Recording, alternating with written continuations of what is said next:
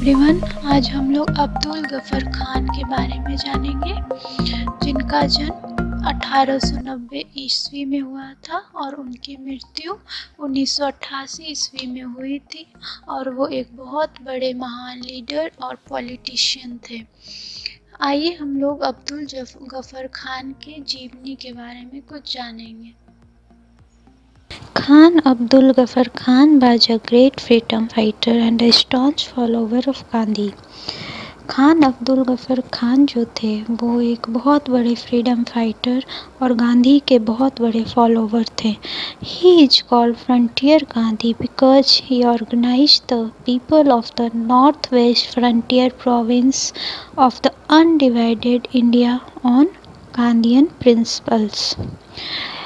After the partition of India in 1947, NWFP was merged into Pakistan, but the struggle of Frontier Gandhi didn't end with it, and he continued to fight for the independence of the people, the पख्तून्स और पठान्स. किसके लिए वो लड़े? किसके आज़ादी के लिए? पख्तून्स और पठान्स के आज़ादी के लिए वो लड़े.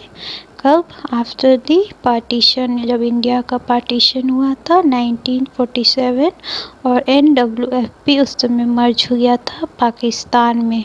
फिर भी उनका स्ट्रगल नहीं रुका और वो फाइट हमेशा जारी रखे.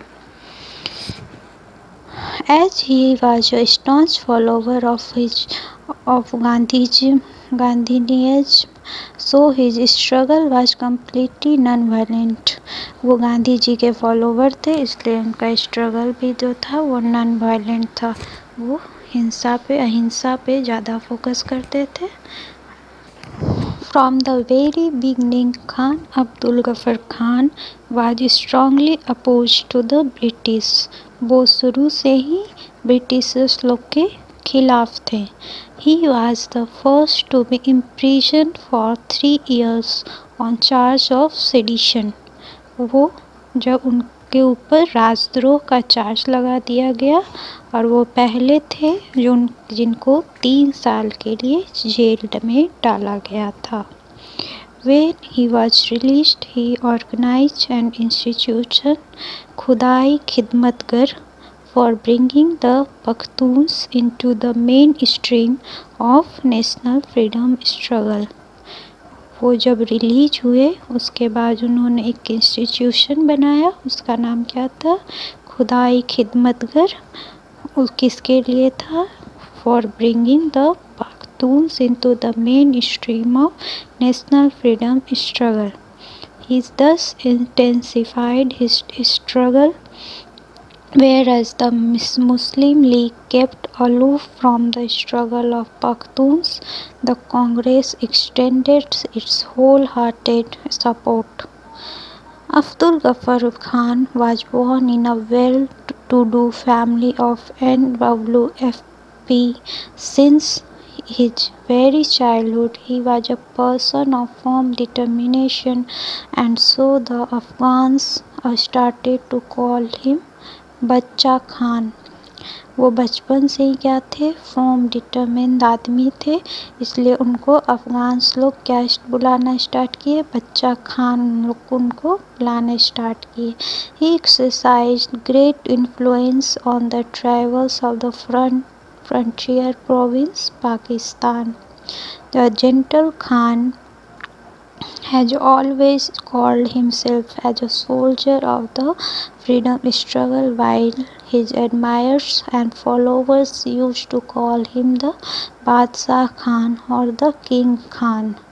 जेंटल खान अपने आप को क्या बुलाते थे?